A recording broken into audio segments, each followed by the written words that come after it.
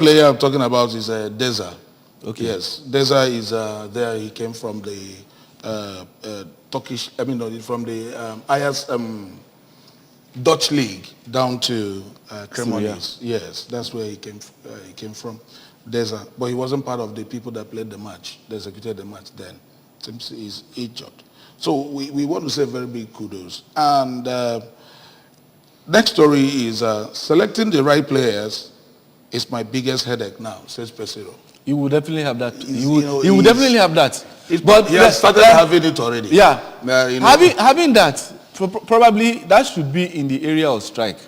Not only that. No. As it stands now, Nigerian players are red hot. Now, what about it? Let's start from the back. No, let me come. The goalkeeping department of the Nigerian national team. Now we know that some of them are doing good in their team. But he needs to pick one, and then we know that this is the person we are flying with. Yes. This is what we need, because you need to have at least on paper your first 16, irrespective of where they are playing. As it stands now, but based on current form. Eberechi of Crystal Palace and Olise of Crystal Palace are giving signal that they want to play for Super Eagles. So the man is really having problems now. How, if you have these two guys, Daniel, one of the other players wouldn't you want to be in the same shoes as Pesero right now?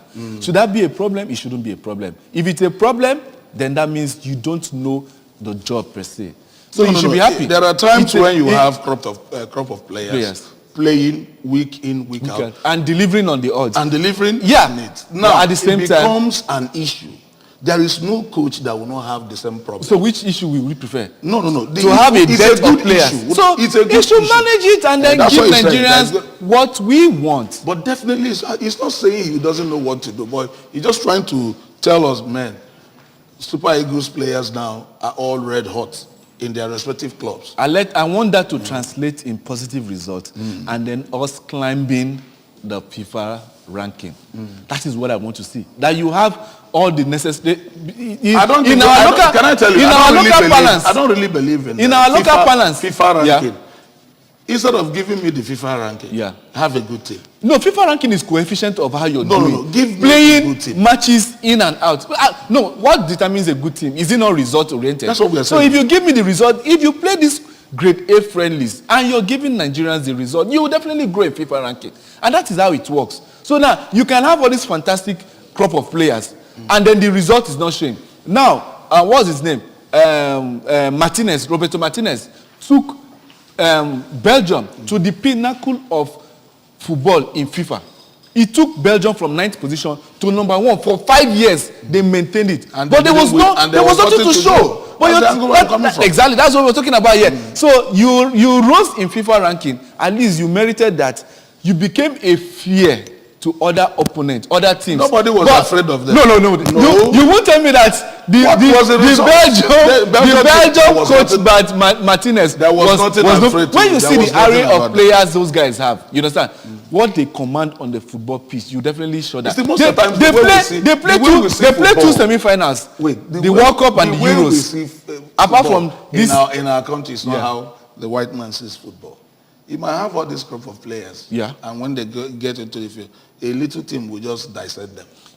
The way it happened during the World Cup, you could see how Saudi Arabia was destabilized and scattered, reorganized Argentina. But at the end of it, who won? Yes, Argentina, but they just trying to use that. Those are little blips. Those are little blips a good squad could have. So if Pesero is telling us that he has a dilemma based on the emerging crop of players that Nigeria has right now, playing fantastic football in their respective clubs, on top form and everything like that.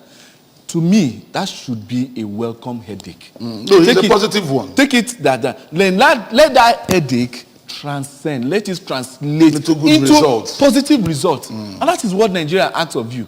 So let us see us move from where we are. Play good football. Play good football, then progress to your Nations Cup, and then go there and win it. In fact, the crop of players we have now should be a headache to any team that is coming to play against us. Now, is it true? That's what we're saying. No, we're trying to say the last friendly match against we played, Algeria.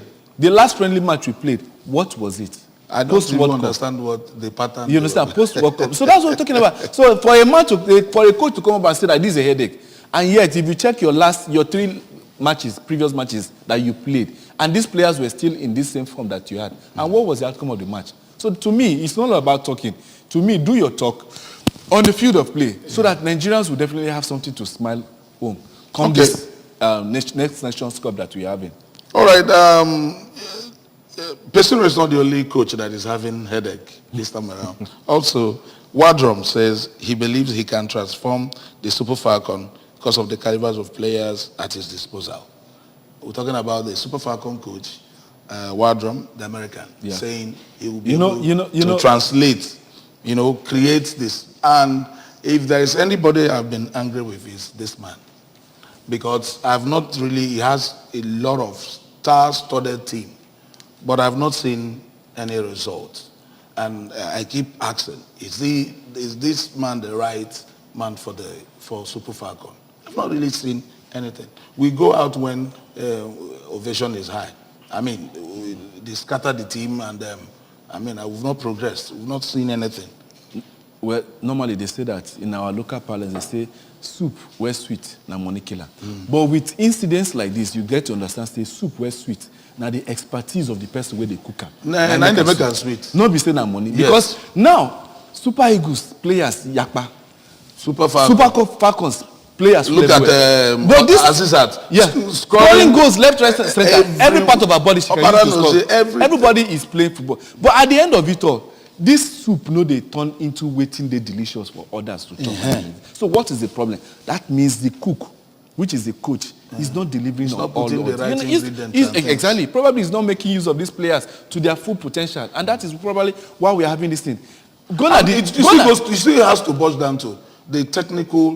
That's what we're talking about. Team, now, the technical department. Now, because they need to. Exactly. Now, the technical department, their job should be, young man, with the crop of players that you have at your disposal. Yes. And then if your tactics is not working, yielding the necessary result, that is the job of the technical crew to know that something needs to be done in order to fine-tune this thing. So I don't know if they just leave the whole job, the responsibility just the coach. To the coach, you understand? Yes. It shouldn't be. Even when you watch your La Liga, your Premiership and the rest of it all, you see that there are times when the game gets tough. You will see your coach having a tete-a-tete with some of his technical team. Technical crew, you understand? Yes. To fashion out, guy, 75 minutes on the we are trailing by a goal, and we need to win this match, even at least get a draw. But I don't know if that works, or that works only in club football, but doesn't work in the national team. In Nigeria, specific national team. In Nigeria, specific.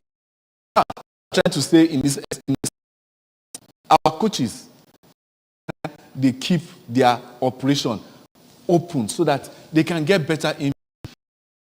Pesero is not yet. So he might have all the technical, doesn't have the Nigerian to make it work. Likewise, so that's why you have all those who are to give him the Nigerian in order to make it excel. Foreigners come to Africa, but sometimes you think with come to the world and you don't excel. So that excelling or not excelling falls on the technical crew that are there backing you up, the people that provided the job. I see no reason why I will give you job, empower you, and at the same time be the clog at the wheel of your progress. So they need to really sort themselves out and let us know so that Nigeria will stop being champions of Africa. Yes. It's like time. How can you have won 10? We are not even champions of Africa. You understand that, of course, based on the fact that we won it the most time. You understand? South Africa. No other team. So for us, I think we need to take this our progress. I mean, this is our to the international to be at the World Cup finals. Nigeria is the only team in Africa that has represented Africa at the World Cup since inception in 1991. And yet the highest we have gone is 1999 when we played the quarterfinal with the likes of Messi Akide, Nkiru Okwesime, and then the rest of them. You understand? When Messi Akide's goal was firing Nigeria, they were liking her to the female Rashidi Yekini. You understand? Yeah. Both in stature and in build. Then we have Ismail Mambo, who was the coach. Who was the coach there? And that guy was and that's the most successful coach we have ever had. In fact, it still baffles me. Was it on voluntary retirement that the guy chose to leave the scene, or was he forced out? Because I really don't know. That guy had a crop of girls that transformed from girls into women playing football for Nigeria. And you understand? Chejine was the keeper then. Keeper. I mean, when you talk about record-breaking, Perpetua, Nkwocha, and the rest of them, man, watching female football in Nigeria was the in thing. Then I'm telling you, I think I watched them one of those African Nations Cup they played in Kaduna. I went, paid, and I watched these girls. What was this? The lady that used to play left fullback that looks like Celestine Babayero. These girls were beautiful to watch. I'm telling you. But what happened? You understand? Everything just seemed to have fizzled away with the stars, with the crops of those talented players then. But now we still manage to qualify for Nations Cup and struggle to win teams. Imagine the last Nations Cup that we went, and we from the quarterfinal. In fact, everything was just by one goal. I think it was by penalty before we eventually got knocked out. And that is not what you should be talking about, the giant of Africa, when it has to do with the dominance the Falcons have over. No team has that kind of dominance. You understand? No team has even in the male AFCON, there's no team that dominates. Even the Egypt that has won the AFCON most time don't seem to have that kind of grip the Falcons have on Africa. So we need to go back to know what it is that we can do. And to make sure that we re-establish ourselves both on African soil and international, because that's what we need to do. You understand? We need to make that progress be seen for all to know. Well, I guess the authorities are listening and they're watching what we're discussing here, and I know there's going to be a pathway. I so much believe that Gazelle will do a very fantastic job. Enyimba beat Gombe United away, and in the Patami Stadium in Gombe by 2-1. Now Enyimba has been doing excellently well. I think they're second. They're second in the league table. Yeah. In Group A. Yes. I really don't know what brought about that division. But it's good. It's just to put a healthy competition. Have this and this other set of people. Then they've been doing well. Finiti George, maybe his expertise have started paying him back. Being second means not anytime soon they will be able to overtake, maybe win the Nigerian Premier League. It's been a long time that Enyimba won that thing. So we want to appreciate George Finidi. And this is what we are clamoring for. Some of the ex-players who has played this game to the peak should come back home. Yeah, they should come back home. Bring their innovation, bring their expertise. But in all sincerity, I don't think every great player makes every great coach. Then you can be part of a team, not necessarily being at the helms of affairs. But you can be at the background and then bringing your... And then, I think another part of it, because I speak from a sportsman's perspective, if you're a champion and then you don't have any champions that you're building, then that means your work, your struggle to the top is more like in vain. Because a champion should keep breeding champions. It should be a pool whereby from the wealth of experience you have, you keep turning out champions. So ex-players don't see that it ends at coaching a team. You could have your local football team that you're sponsoring with your own little way. Do you know what it will mean that an ex-player has a football academy? I'm telling you, I would want my child to be like Papilo FC. You understand? I would want my child, because I would know that this guy has seen it, done everything, seen all. You've won laurels both nationally and internationally. So ex-players shouldn't just rely on the juicy jobs of maybe national team coaches. Should create one, as in based on the fact that you played abroad and you know what Nigeria looks like. You know the terrain of Nigeria. I know the kind of star-studded players everywhere, in every street, that you have here. So this not just goes for football, but to every aspect of sport. So if we allow the sport that we love, that we played, then we now choose to help, then it will be easier. If you have a platform where you're doing something, it will be easier to now seek partnership from government or from other private conglomerates. So I think it's just all about us giving back to the society where we come, so as to lift more people out of poverty. Elon Musk joins race to sign Man United. This is not the first time. At first, when we heard it, I think this story was going side by side, the purchase of Twitter. You understand? There was a period, in fact, as far back as when Ole Gunnar was their manager, there was this issue. You know that period, Ole Gunnar, it was a very tense. It was a tense Period. Because Manchester United fans go to the pitch and then carry banner up all sorts and saying, Ole out, or rather Glazer out and stuff like Glazer that. family. So for like 2-3 years, this young man has been tinkering. I want to buy Manchester United and probably transform it into a global world star. You understand? Stuff like that. So let's see, he's got the box. But the issue is that the board want to definitely sell to this young man. But like say, money talks and the rest. What happens after money the rest? Money talks and they say bullshit. Yeah, everything works. Everything works. All right, we're still talking sports and the ABS Sports today. Arsenal will be slugging it out with Man City on Wednesday. Do you see? What's your take concerning this match?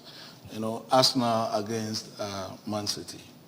I told you earlier on at the start of the season that Arsenal, as far as I know, and as far as I've been a sports fan watching football, Arsenal is occupying an unfamiliar territory. You understand? More like a placeholder for the real people that knows what it takes to win the Premier League.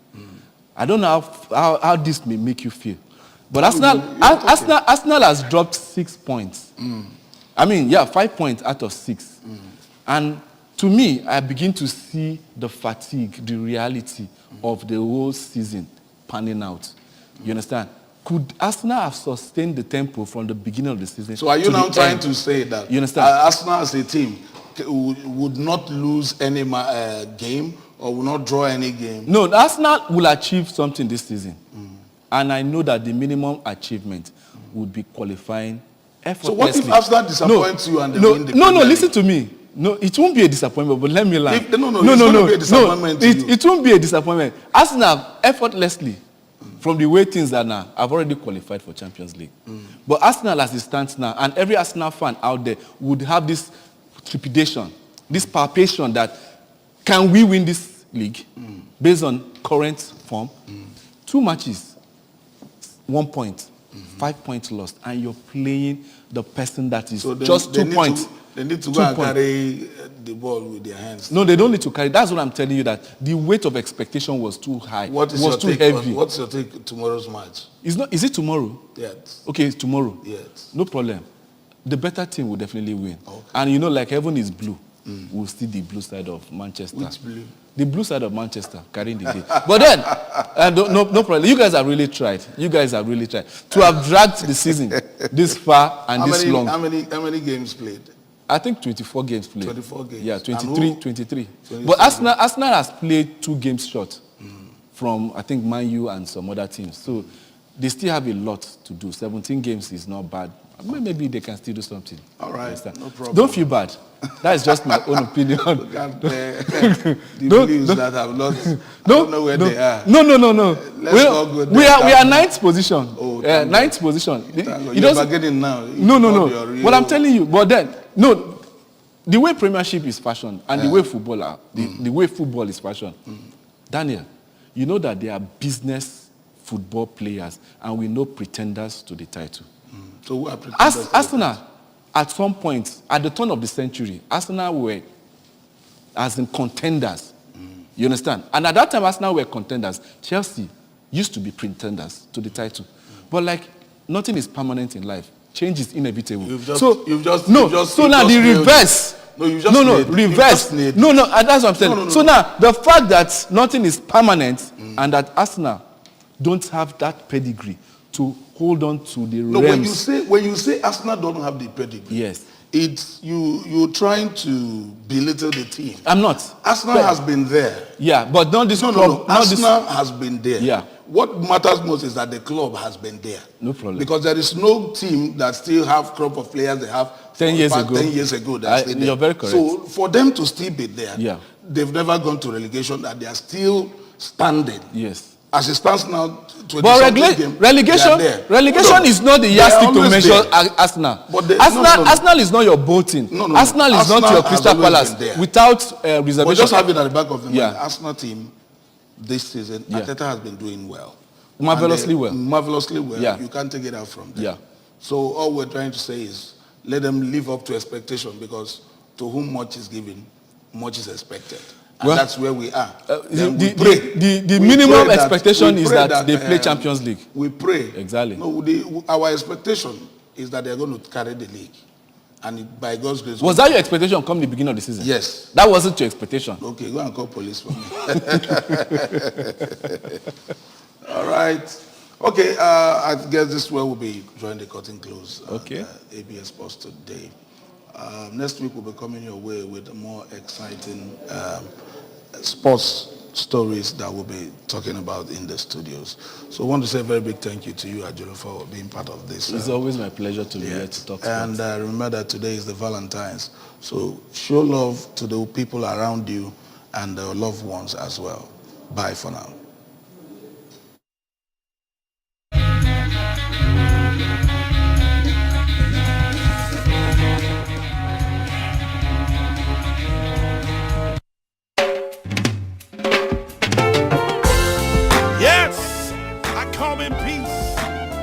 Peace, no country, no peace, no Nigeria. So let peace reign in Nigeria. Let peace reign in Nigeria. Peace to the men, the women, the youths, and the children. Oh, we know go scatter Nigeria. We go build and make it stronger again. Hey, from the north, east, west and south, we are all one Nigeria. Though our tribe and tongue may differ, let us not make it a barrier. We are brothers and sisters, and let us stop killing each other. We're gonna live in peace and make Nigeria a greater place. Whether you are outside, Yoruba, Delta, Igbo, it don't really matter. You gotta be your brother's keeper and not your brother's killer. United we stand, and divided we fall. Let us live in peace and make Nigeria a better place for you and me. Let peace reign in Nigeria. Well, now, peace to the men, the women, the youth, and the children. We know go scatter Nigeria. We go build and make it stronger again. Hey, oh yeah. Water on my eyes when I hear those things. Not to talk of when I come to see those children crying, innocent people dying. If you like to make a dog, they're flying. All the fighting and the killing when they happen for Nigeria, they bend me, oh God.